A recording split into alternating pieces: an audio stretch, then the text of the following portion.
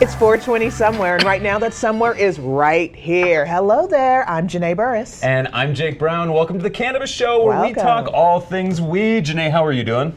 Pretty good. Pride weekend was this weekend. That was fun. Rainbows everywhere. How'd you celebrate? I don't know the answer to this.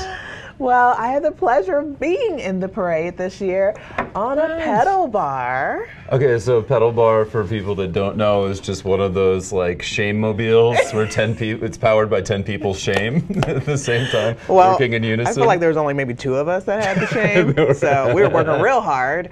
But I got to give beads. I hopped off though because I was feeling all embarrassed. I hopped off and handed like beads out, and I thought that was going to be dumb. Like, this is not what Pride is about. But then little kids, there were so many families and little kids, and I put beads on little kids they lit up just to be like you put anything on little kids, they're gonna go nuts. That was great. Except for bees. That took away the shame. How was your weekend? You got this nice tan? Thank you. I went to San Diego. I got a chance to smoke a bunch of Cali weed. I feel bad. I've been talking a lot of smack about how much better our weed is here. But I'm changing my mind a little bit on that. It was great. I was like breaking up things. Breaking buds. I would break down a nug and it didn't just like crumble in my fingers. It was so nice. So maybe just improved. It's like, you know, it's just gotten better. The soil, the cultivating has just gotten better. Well, and I think it's only going to keep getting better. We keep hearing about how these regulations are going to come in. There are some issues with pesticides that people are concerned about, but I smoked some really good stuff. 3C Farms, shout out to them. Shout out to Outliers Collective and Outco. And shout out to Hitman Glass. I had a chance to go out and meet with the guy who not only founded Hitman Glass, but the Chalice Festival out there. It's going to come and do the show next week, so something cool to tune in for. But now, let's go to the week in weed. Janae, we hear all the time about it with dispensaries, but now a top marijuana lobbying group has had their bank account shut down. No. Yeah, the Marijuana Policy Project got dumped from PNC Bank for accepting money from cannabis businesses, something that frankly most of Colorado is guilty of at this point. But this is notable because they don't actually touch the plant as it's often referred to, meaning uncertainty about the federal approach to weed is at an all-time high. In my opinion, it's high time for our own weed bank. As a 34-year-old without a checking account, I would be happy to give. Yeah, exactly. I would be happy to give Dank of America or Smells Fargo all of my money. Oh man. Okay. Give us your tired, your poor, your huddled masses yearning to breathe in that sweet, skunky air. Since the legalization of recreational marijuana, Colorado has experienced a steady influx of opportunists and criminals from states that have not legalized marijuana yet. They come to Colorado hoping to benefit from lenient drug laws and to profit from nefarious drug deals. Kentucky man Corey Wilbur is one such tourist, poser, dum-dum, who first attracted the attention of federal police in April 2016 when he visited Colorado carrying $16,000 in cash in an envelope like it was his church tithes or something, and looking to purchase about 10 pounds of Colorado-grown pot, as well as drugs that are not actually legal here. You know, like, oh, why don't you give me an ounce of cocaine and heck, throw in an ounce of methamphetamines? You know, I got a 3-day weekend. Unfortunately for Mr. Wilbur, Colorado limits non-residents to a purchase of just 7 grams of marijuana and 0 grams of methamphetamine. And it may take you all night traveling down East Colfax, visiting dive bar urinals to find that much coke. That's how long it takes to find. Anyway, I don't know what I'm talking about. Go home. Your kids miss you, Corey. I'm so worried because I've seen, like, I'll get people that'll send me texts and they're like, hey, I'm coming to town. Can you get me a few peas? And I'm like, no, I will not help you traffic. What's a pea? Elbows. Pounds of marijuana. And I'm like, my God. Just stop. If you're coming here, don't be dumb. Yeah. I've had people say, like, well, can you send me seeds or something? I'm like, you know how hard it is to get seeds? I haven't seen a seed since the 90s. What are you talking about? Where are the seeds? There's no seeds to be sent. We're not playing that game. You can get yourself a brand new, ugly-ass Colorado ID if you want to buy a bunch of weed. That was weird, though, because when I was in California, I was like, maybe I'll just get, like, one of the medical recommendations out there. And it was basically like I could Skype in with a doctor, and they'd be like, here where is your medical card? And I was like, wait, I don't have a California ID. And they're like, we don't care. Whoa, okay. Yeah. So I was like, all right, maybe it's... So they treat you just like a California resident, like the limits are the same. Right, but I'm a patient, so I appreciated that. Thank you to the doctors that I didn't end up seeing, but wasted some of their time. Now let's move to AG Jeff Sessions, who fired back at pretty much anyone who understands drug policy with an op-ed in the Washington Post this week. Boo! I forgot the boo. I heard his name. The obligatory boo. Boo. But he's claiming that changes in drug sentencing were leading to massive amounts of violence in the country. In the opening paragraph, he says, quote, if you want to collect a drug debt, you can't and don't file a lawsuit in court, unquote, ignoring the fact that in states where cannabis is legal, that's exactly how many cases are decided. Now, by continuing to threaten legal and medical, recreational cannabis businesses at the state level, Sessions' own logic would mean that he would be making those places more dangerous to live. He also cites some sobering statistics about the number of overdose deaths that came from opioids, but fails to mention that a substantial number were actually prescribed to the people that overdosed on them. And what's truly scary is that Attorney General Sessions shows that he'll manipulate the numbers and the facts to ramp up his war on drugs. Janae, I can't even. I know. Go off on him, okay? He deserves it. Country music has a new cannabis anthem. Well, yeehaw, it's about time, I guess. It's about time. I could have sworn that the entire Willie Nelson catalog was a cannabis anthem. Is that not? We don't have that already? Country music recording artist Greta Gaines even surprised herself with the creation of this cannabis anthem, but was inspired to do it after the results of our most recent election. Girl, no, okay? Let that inspire your art. Use that pain. But proceeds from her song Light It Up, which was written with patriotic song This Land Is Your Land in mind, will benefit pro-cannabis nonprofits National Organization for the Reform of Marijuana Laws, Normal, Patients Out of Time, Pot, and Tennesseans United. 2. Gaines says that this music comes from a place of newfound consciousness. This girl is woke, y'all. That's what that means. You can always count on country music to be straightforward and to the point, which I really like. Jake, could you just imagine if some of our favorite singers, songwriters were around for this cannabis cultural revolution? Could you just imagine? Like Hootie and the Blowfish, Dave Matthews Band. Exactly. Exactly. Where are they now, guys? Where are they now? I need to hear from them. I need them to sing loudly about pot. Like people like Johnny Cash and Patsy Cline could do what Greta did and be as blunt with their message. Pun intended. Pun always intended. Okay, remember that. And with that, you guys, I'd like to share some new song titles that turn old country into new medicine. In this week's, yes, pun intended. Okay. Alexa. Okay, number 5. You were always on my grinder. All right, that's not about grinder. Wait, I don't even know the original on that one. That's You're Always on My Mind. That's Willie Nelson right there. Okay, sorry, Willie. How about Hazy? That's Patsy Cline. Hazy, you got that. How about Tammy Wynette's Stand By Your Cannabis? These aren't a stretch at all. I'm not great at this. I never said I was great at this. I can't write country music. Thank God. Number 2. How dare you, sir? Number 2. I go walking after midnight, because I don't want the whole family to know that I smoke. Also by Patsy Cline. It's my favorite so far. I'm so bad at these. And number 1, Johnny Cash's Ring of Fire, which I think is already about heroin. So. Thank you, Janae. That was amazing.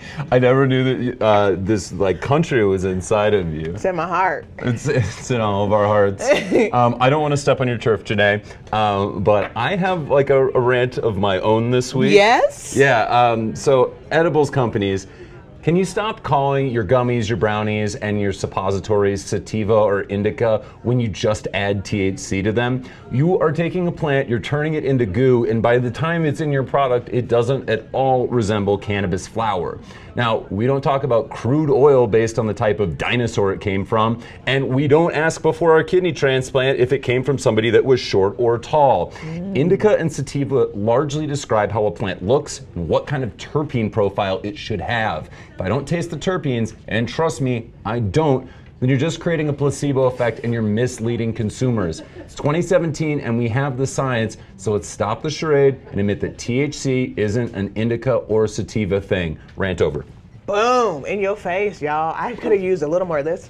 Okay, I've got to work on my rant arm. I'm getting a lot of this lower arm involved too. That's fun for podcast listeners. Like that, you know, get that. And I agree. You cannot taste those terpenes in your suppositories at all. Listen, I'm like, why?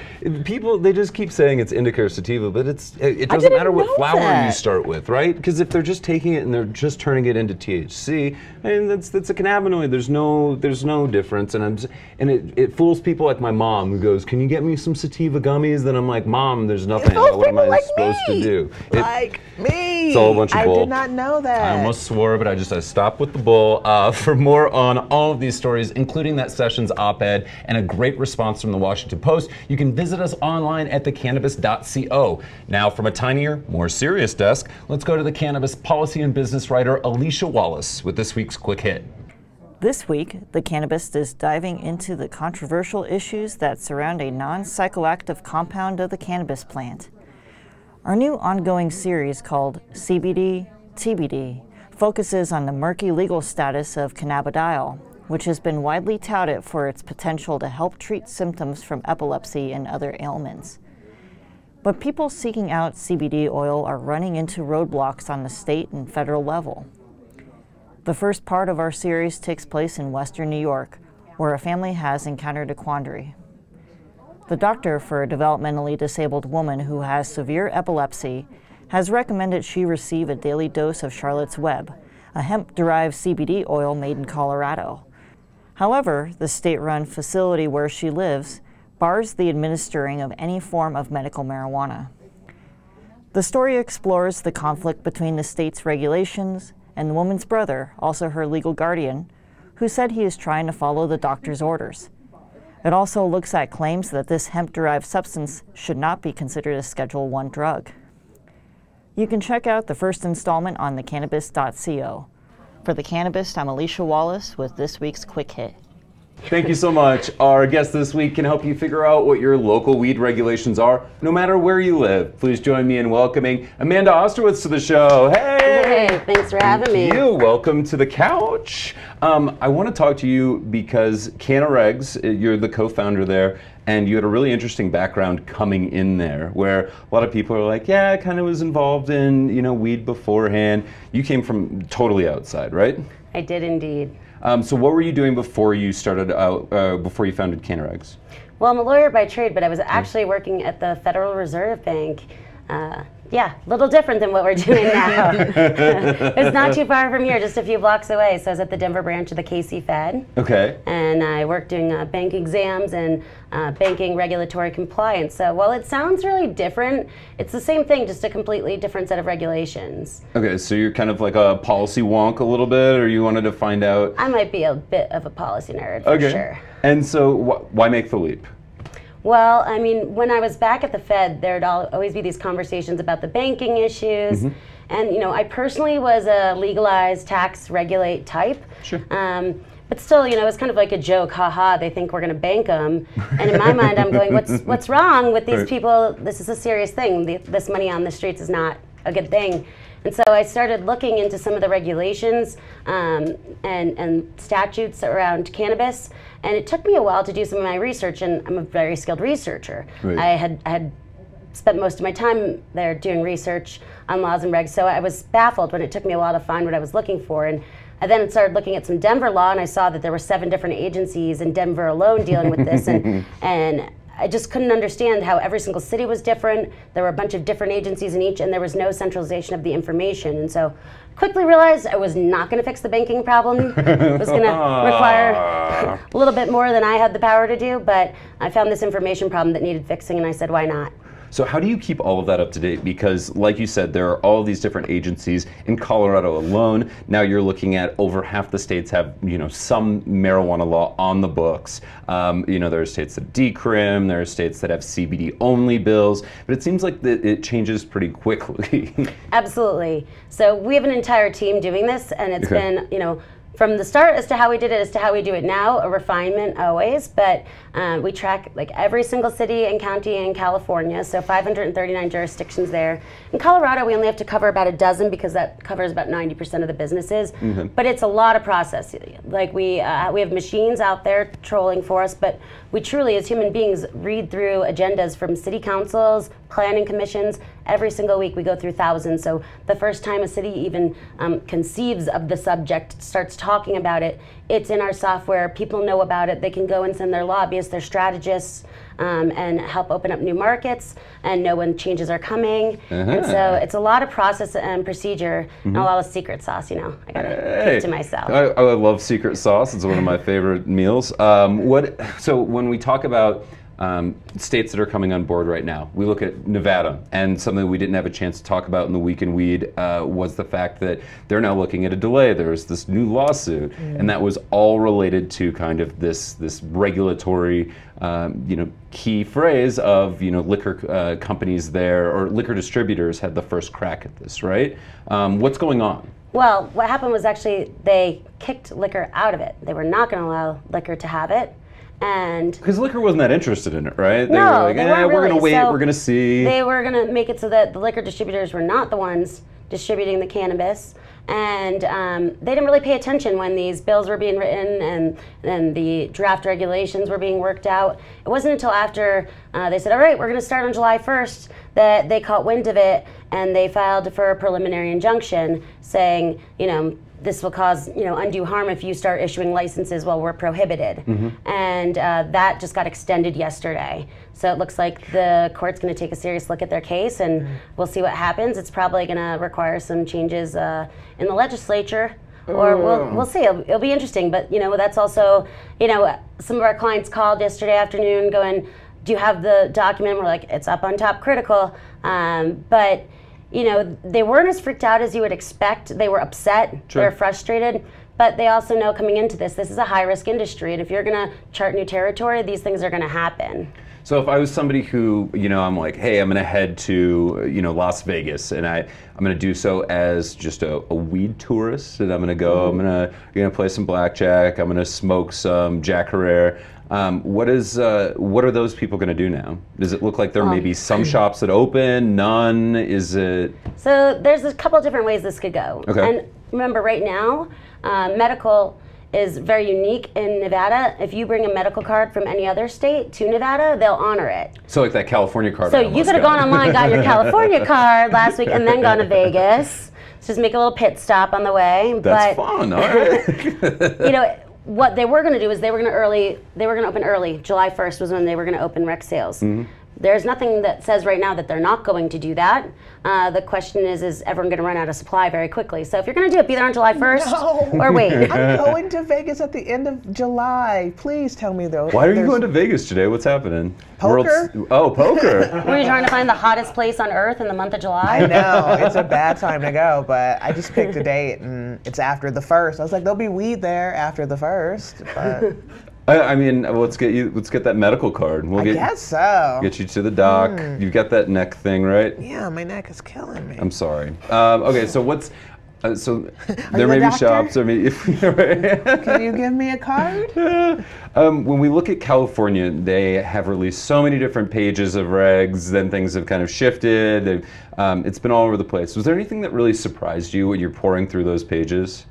There were things that surprised me positively and negatively. Okay, so a good and a bad. We'll start with the good, right?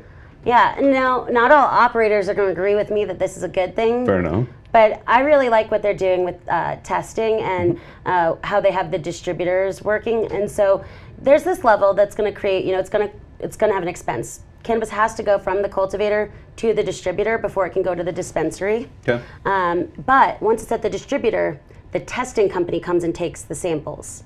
So it's not, a distributor is going to want to get this product out and help their client move the product, and that could lead to, sampling the best piece of the batch. We've definitely heard stories of this in Colorado where someone takes, this chunk, puts it in the peroxide, sends it off to kill everything. Here, it's the actual testing facilities in California that are going to be doing the sampling. It's all on camera, and it's pretty thorough in their proposed regulations, and I think that's going to lead to much more accurate outcomes as to what is in there. It's funny too because people can cherry pick their samples right now. They can take it, keef it up with a bunch of different, trikes, and then send it in, and all of a sudden it's testing at 30, 40%. Whereas I like that. Okay, so that's an independent. So here people are picking their own samples. Sure. So it'll go to the distributor and then be tested at that point. So is there a scenario where distributors might be stuck holding a batch that has pesticides or any type of contamination, and then all of a sudden they're like, well, we can't sell this now? Well, so there's two ways it will work. Okay. The producer could either sell it to the distributor, who then goes and sells it, or they can send it to the distributor for the testing, and then they can arrange for its transport from the distributor to the dispensary. So the distributor doesn't have to necessarily take possession. However, it does create the situation, and there's a lot of back and forth on how this was done in the proposed, and a lot of comment on it. And so there is allowance right now for remediation if there are certain tests that fail. So like microwaving?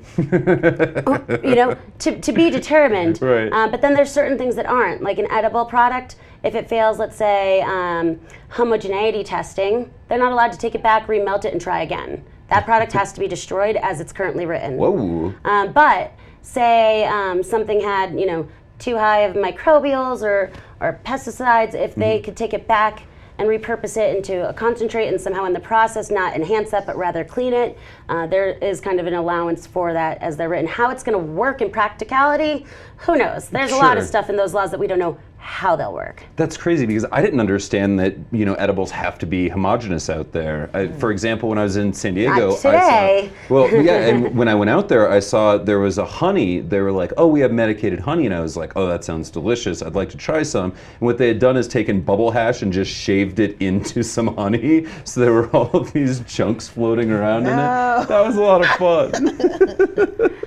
That's a little dangerous. It's just you don't want someone to take off a little corner of what they think is a 100 milligram bar and it have 75 milligrams of the 100 in it. Sure, that's how people stop eating edibles forever.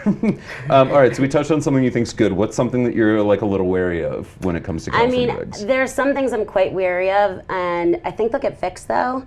I think the biggest issue I've seen so far is in the proposed medical regulations. Now, granted, these are about to get withdrawn because the trailer bill just passed and the governor is expected to sign it. They'll withdraw these and repropose, and it's going to be harmonized, both the medical and the adult use. And we joke, when these were first written, the statutes were called MRSA, was the acronym, so it was a disease. Good, yeah, MRSA. Then they changed marijuana to cannabis, so it became McCursa, so then we had the curse. And now the new acronym is like MAUCRASA. It's like nobody even knows what to call it. It's like MAUCRSA. So there's going to be a lot of changes under the MAUCRASA. But one of the things that we saw under the medical proposed regs was a maximum package of 100 milligrams per package for edibles. And while we think that would be really great on the recreational side, and that would just mirror like we have, Colorado. Exactly. There's just patients that really need a lot more than that, and forcing them to eat 3 candy bars to get their 300 milligrams in could be really, really challenging to the patients. And one thing we've seen around that, like CCIA is the California Cannabis Industry Association. They have a manufacturing working group that worked on their comments to the proposed regulations together. Okay. And even groups like Kiva, who's, they're between 2.5 and 10 milligram servings. They do chocolate, right? Yeah. For people that aren't familiar. Yeah. So they're a company that does low dose edibles. And so this won't affect them, but they still were pretty adamant about that's just not going to be okay for patients. And so that's what happens when you bring these two systems together, right? You need to be able to still help the patients, but then you have to address the adult market, and it's a challenge, and I'm glad it's not my job. Absolutely. 'Cause I just have to report what the law is. Where else? What's the biggest regulation fire that's going on right now? Is there one state where it's just like, this is a nightmare? I mean, nightmare. I mean, there's challenges everywhere. There's some serious That's so issues. Diplomatic. I know. Appreciate it. I mean, what I would say is like I would call it like the regulatory storm, and I would say California being the most challenging because in order to get a state license, you're going to need a local license, and there's 539 local jurisdictions in California. And so everyone's kind of freaking out going, okay, where can I get a license in California for this license type, getting property before it's all bought up, moving their properties into something that will actually fit the state laws. Because there's operators that have been locally licensed for years, but they're not going to be able to meet some of the state requirements, and so they're in a scramble to move. But if they move or change their ownership, they're going to fall out of what they call the priority review period, which are going to be the first people to get licenses. Or if they take on investors, that would be considered changing their ownership structure. That's going to knock people out of this early one. So there's this big conundrum. And I mean, just California, I emphasize because it's the size of a country. Sure. So somebody who's sitting in Oakland or in LA isn't going to be freaked out by a proposed regulation that says no generators. Okay, but think about Humboldt County, like the epicenter. Everyone's talked about Humboldt weed forever. That's going to be a big deal. Well, and they're going to have to work with utilities companies to even bring in power to some of these. I mean, I don't even know if they're going to be able to. I'd say I would invest in solar. And definitely not if water. Only I had Sorry, money. drought California. What's something that people might not be on their radar in terms of a state that may be trying to move forward with maybe a new proposal, or a state that you wouldn't traditionally think of as a green state? Michigan. Oh, Michigan's kind of been in a rut. Yeah. They were losing a lot of money. Or was it Minnesota that was? Minnesota was where there was millions of dollars of loss. Michigan is actually kind of got a similar thing to California in that medical's been quasi-legal for quite some time, but they haven't had a state regulatory structure. And so LARA is their version of the Colorado MED. Okay. So they're it's just one woman named Laura. She's doing the best she can, everybody. Just wait for it. She's the one that will correct you and tell you, though. Her name's Lara, not Laura, like Lara Croft. Sure. Croft from Tomb Raider. She's sassy. But, so Michigan has, it's ginormous. So there's a lot of geographic area to cover, and they're expected to put out draft regs in the next couple of weeks. They have a meeting, I believe, next week with their big agency. So, and they have the same statutory deadlines as California, January 1, 2018. It's just kind of been kind of quiet and under the radar, but so buy in Detroit. Detroit's a different story. Sorry, Detroit, you can't have anything nice. No, Detroit's been doing local licensing, but it's been a challenge there. And the zoning's been really controversial. Yeah, we did a story on that. I want to say like a month or two ago, where distance it's just from liquor stores, like one of just the many challenges there. Like they've created laws like you have to be X number of feet from a liquor store, and it's kind of like, wait, these are kind of complementary things. Right, they definitely can be. I like a nice little cannabis mocktail.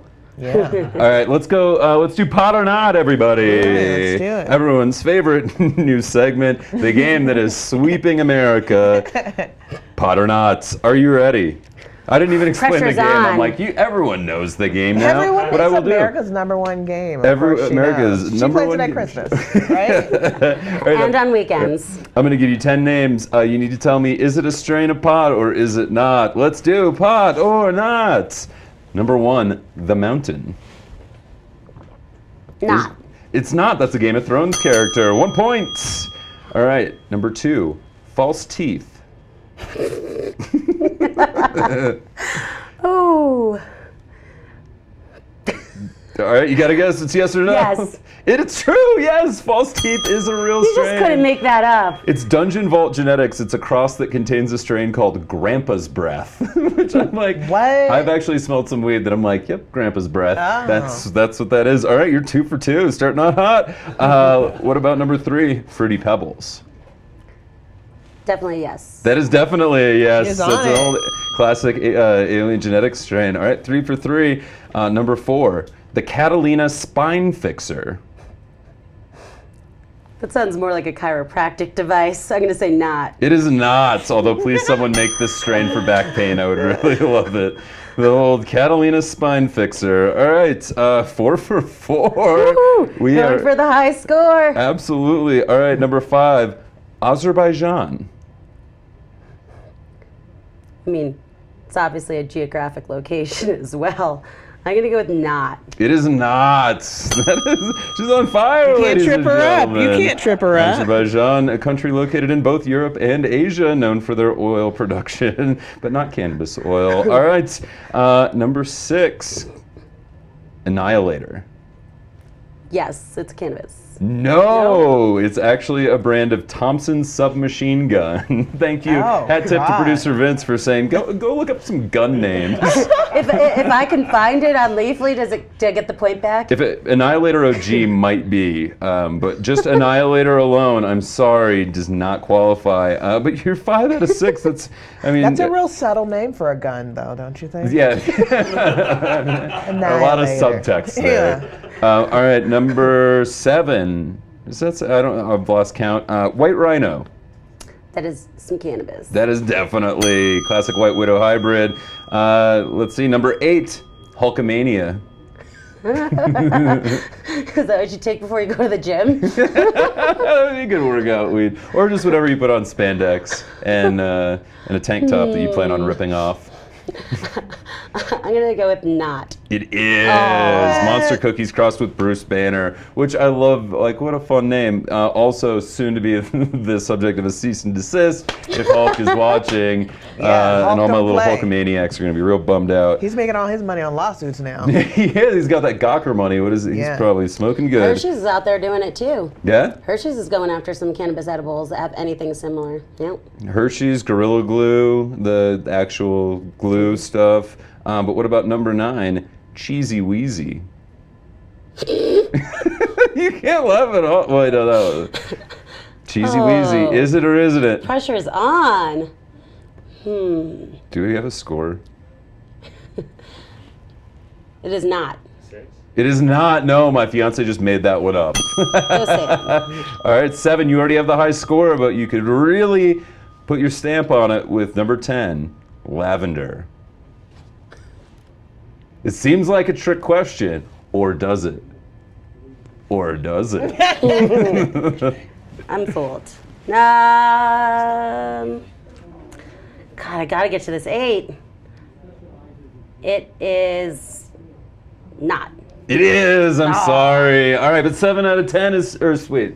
7 out of 10 is still good for our all-time high score. Congratulations. Woo! Where's the trophy? We need to have like a championship belt, and then every week you need to come back and didn't even potentially need return it. So Didn't just even need the keep us Annihilator slotted point. in. Yeah, exactly. Annihilator.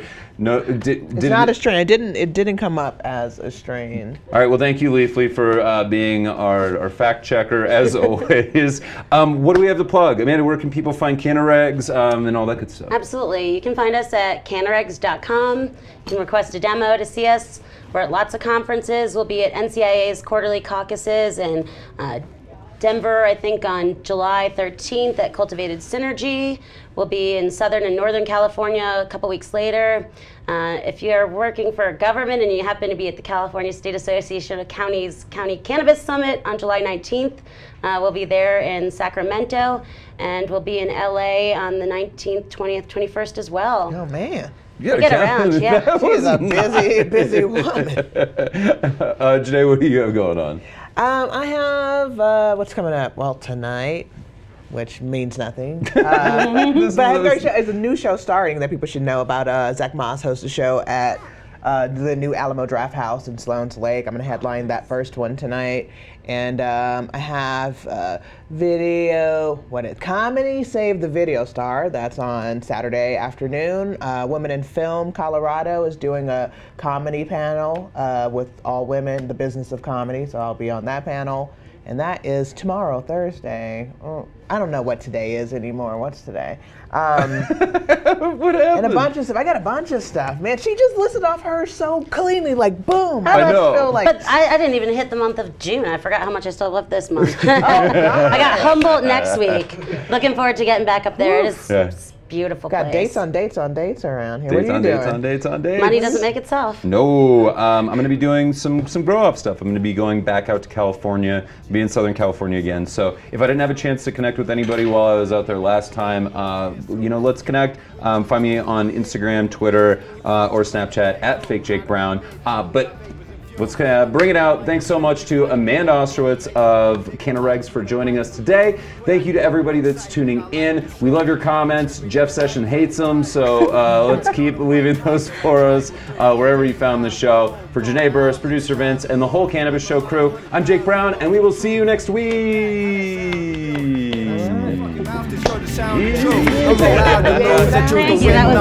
I'm calling any posse, you'll be raising at the end. I'll say it again, ain't afraid to get in. I'll be going for the jackpot with aces in my hand, I'm raw.